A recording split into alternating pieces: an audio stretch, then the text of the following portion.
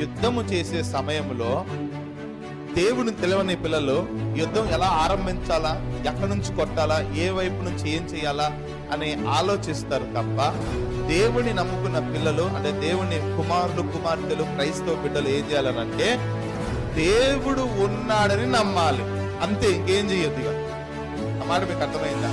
దేవుడు నమ్మని వ్యక్తి ఏమో యుద్ధం ఎలా ఆరంభించాలి, ఎటువైపు యుద్ధముతో మొదలు పెట్టాలి, ఎవరిని ఫస్ట్ పడగొట్టాలి, ఎక్కడ బాణం వేయాలి, ఎక్కడ ఆయుధం వేయాలి, అవన్నీ ఆలోచిస్తూ ఉంటాడు.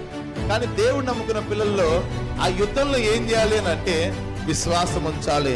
నా తండ్రి నా వెనకే ఉన్నాడు, హల్లెలూయా, నా తండ్రి నా వెనకే ఉన్నాడు, నా తండ్రి చెయ్యి చాపితే చాలు నాకు విజయం కలుగుతుంది, ఆమేన్. నా తండ్రి పలుకుతే చాలు నాకు విజయం కలుగుతుంది, ఆమేన్. నా తండ్రి నా పక్షంలో నడిస్తే చాలు నాకు విజయం కలుగుతుంది, ఆమేన్. మీరు భయపడబాకండి. ఐగుప్తు దేశంలో నుండి మేము రప్పించి నీ